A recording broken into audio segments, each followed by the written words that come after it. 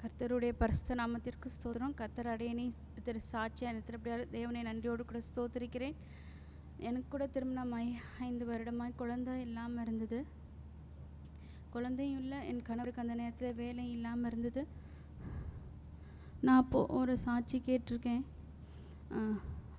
ஏதாவது நமக்கு ஒரு காரியம் வேணும்னா 5 நிமிடம், ஒரு 90 நாட்கள் 5 நிமிடம் அந்த டைம் மாறாமல் தொடர்ந்து அந்த காரியத்துக்காக 2 முழங்காலிட்டு கைகள் 2ஐயும் உயர்த்தி ஸ்தோத்திரிக்கும் போது தேவன் அந்த காரியத்தை வாய்க்க பண்ணுவார்னு சொல்லி நான் சாட்சி கேட்டேன்.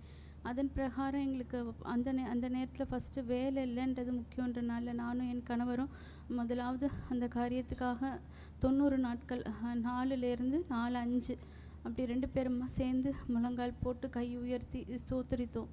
தேவன் அந்த 90 நாட்கள் முடிவதற்கு முன்பாக இந்த தேசத்தில் கூட வேலை கிடைக்க தேவன் கிருபை செய்தார்.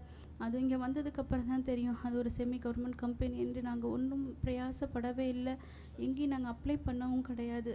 வீட்டில் இருந்த வாக்கில் நாங்கள் 2 பேரும் ஸ்தோத்திரம் மட்டும்தான் செஞ்சோம். இங்கே வந்ததுக்கப்புறம் தான் தெரியும் உங்களுக்கு யார் இந்த கம்பெனி உங்களுக்கு வாங்கி கொடுத்தாங்க, நல்ல கம்பெனி என்று.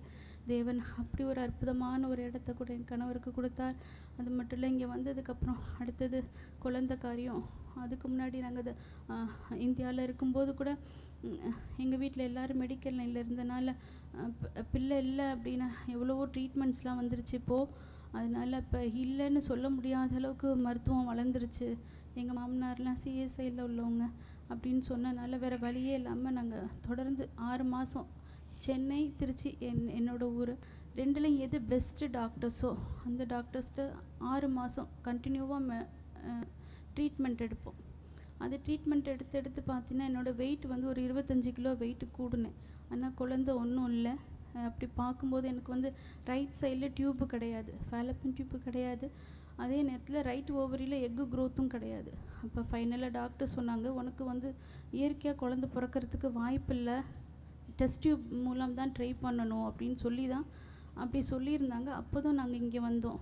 இங்கே வந்ததுக்கப்புறம் நானும் கணவர் எந்த மெடிசன்ஸ் எதுவும் எடுக்கக்கூடாது அப்படின்னு பொருத்தனை பண்ணிவிட்டு திருப்பி இதே காரியத்துக்காக நானும் கணவரும் 90 நாட்கள் 4 to 4-5 எசப்பா எங்களுக்கு நாங்கள் மெடிசன்ஸ் எடுக்கல, உமக்கு சித்தம்னா எங்களுக்கு ஒரு குழந்தையை கொடுங்க அப்படின்னு சொல்லிட்டு இதே மாதிரி முழங்கால் போட்டு கைகளை உயர்த்தி நாங்கள் ஜெபித்தோம், ஸ்தோத்திரிச்சோம்.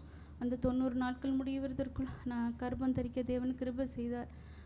மருத்துவர்களால் கைவிடப்பட்ட நிலையில் எனக்கு குழந்தை பிறக்கிறது எனக்கு 2 பிள்ளைகளை கொடுத்தார் தேவன். ஆண் ஒன்று பெண் ஒன்று சொல்லி கொடுத்தாங்க.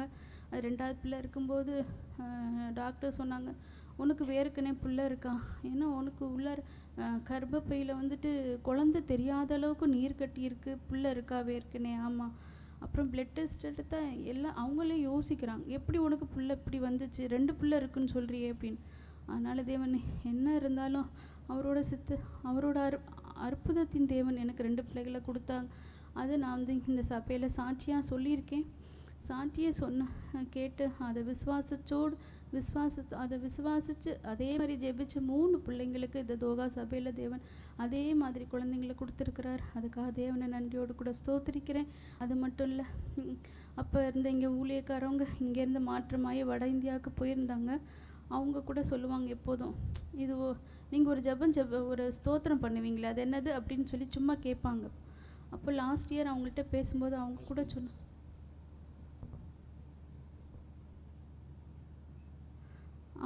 சொன்னாங்க, ஊழியக்காரங்க பேர் வந்து சந்தோஷ் பிரதரு.